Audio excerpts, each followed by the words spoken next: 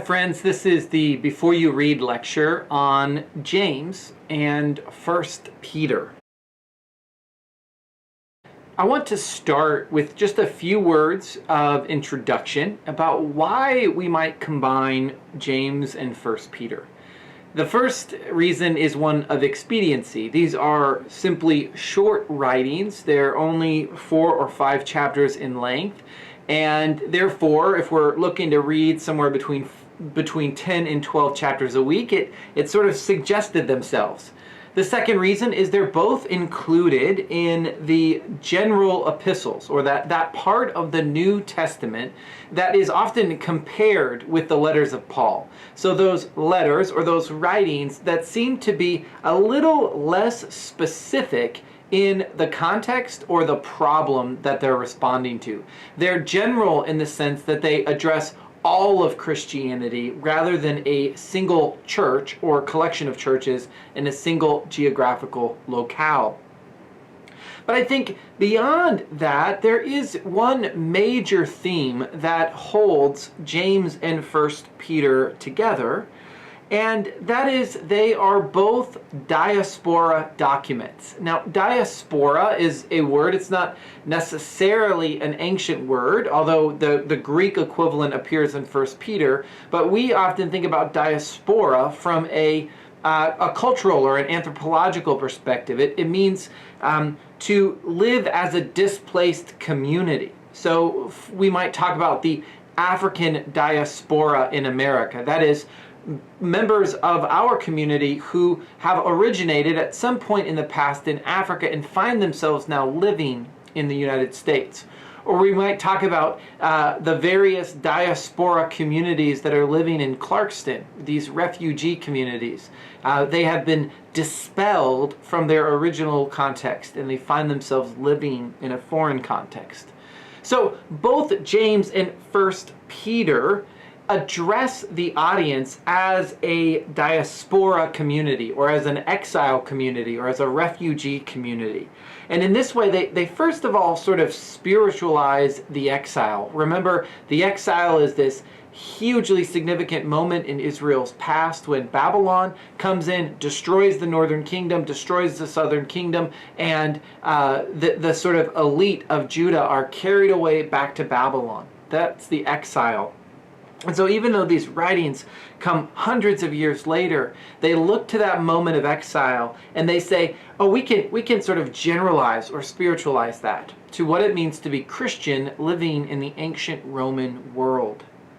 We have in these documents survival language of how a minority group survives within a dominant culture.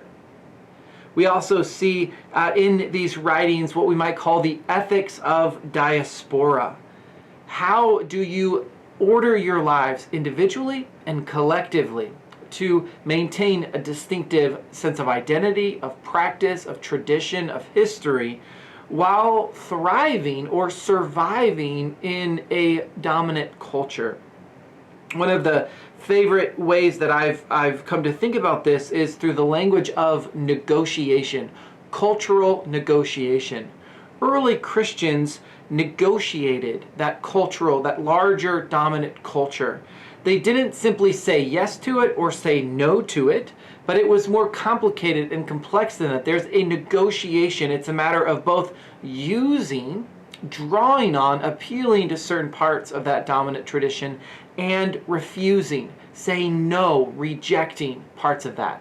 And so this, as we'll see in James and 1 Peter, there is this negotiation going on of saying yes to aspects of dominant culture and saying no to others.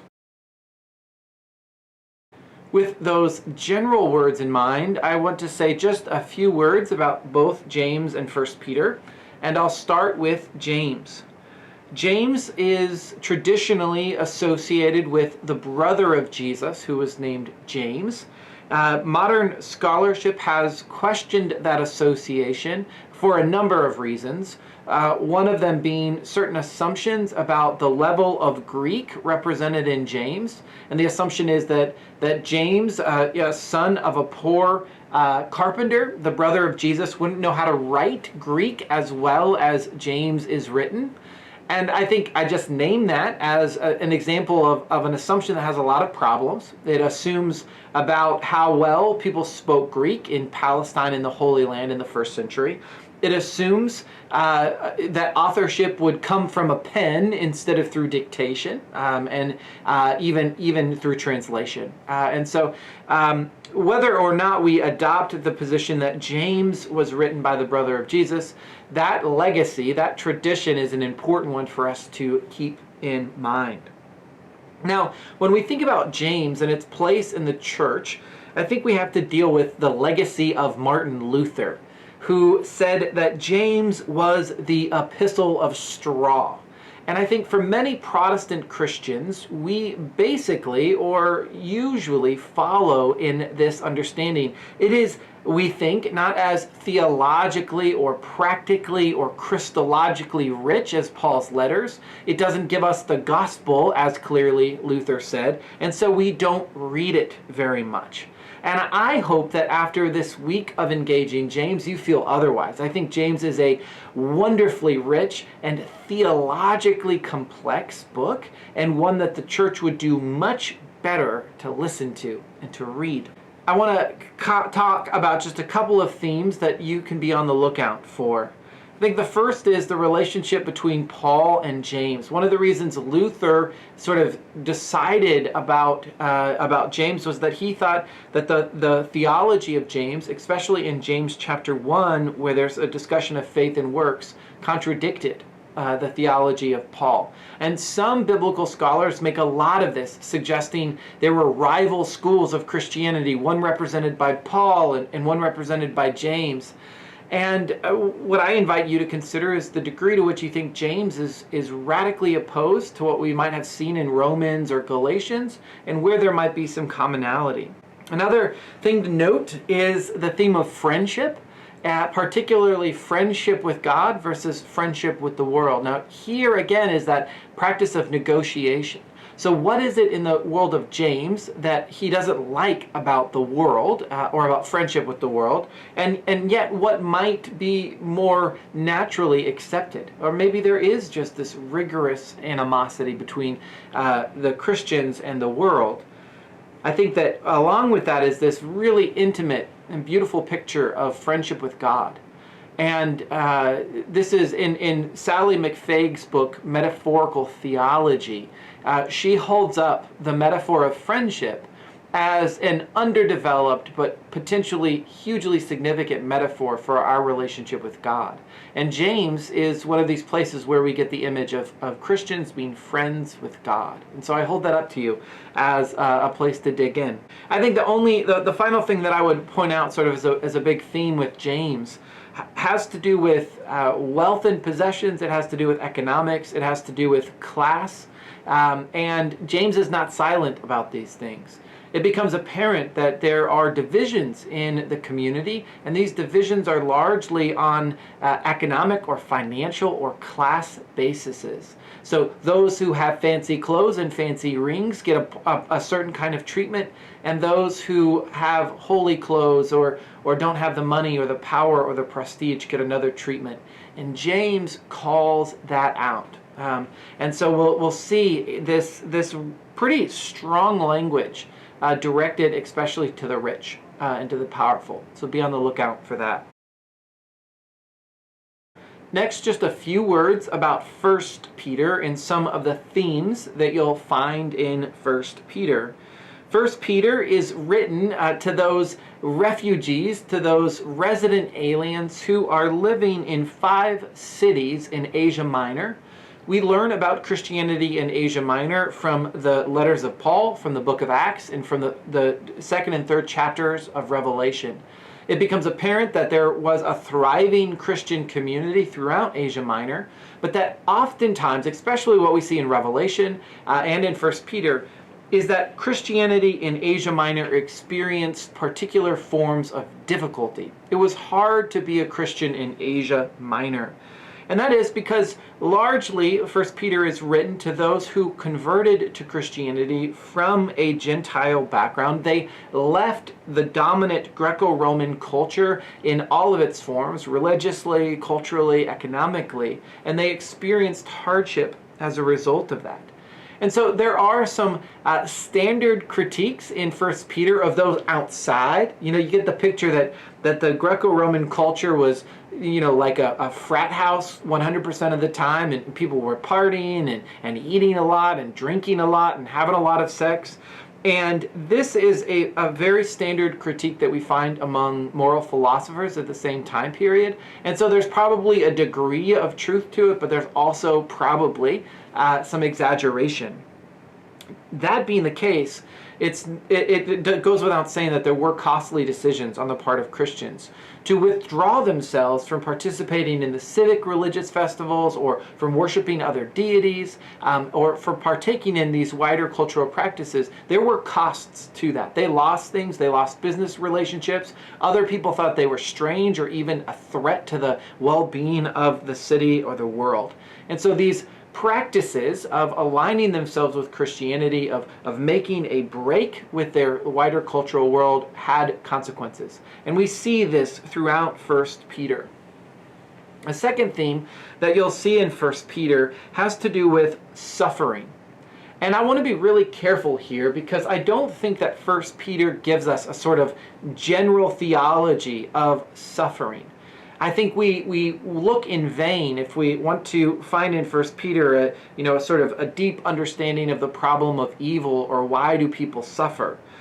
Instead, I think that 1 Peter imagines a very specific form of Christian suffering, and that is suffering as a result of one's fidelity to Christ and to the gathered community. And so it's specific, and one of the ways that the author draws on this is through the model of Christ, who himself endured suffering. This 1 Peter will remind us, I think, of Hebrews, the writing to Hebrews, particularly in Christ's suffering and the ways in which it is held up as a model for Christians. We'll see also in 1 Peter, though not with as much of the explicitly economic language, we'll see a dichotomy between the humble and the arrogant, between the poor and perhaps the rich. And so there's an invitation, I think, to a right regard for oneself and one's place in the world. I want to conclude with just a few sort of broad reading suggestions. I've given you lots of themes to look for in both James and 1 Peter, but as you read them together, as you wrestle with them, as you invest in them, I invite you first to pay attention to what does life look like in the diaspora. What are the practices, beliefs, things to avoid that these authors advocate for? What does it mean to live as a refugee or an exile in a dominant culture? The second is more broad. What do you find to be most challenging or most important in either book? What sticks out to you? What's going on inside of you as you read? And where do you say, hey, that's really important? Or you might even say, that's impossible. No one could ever do that. So pay attention to what's going on inside of you as you read.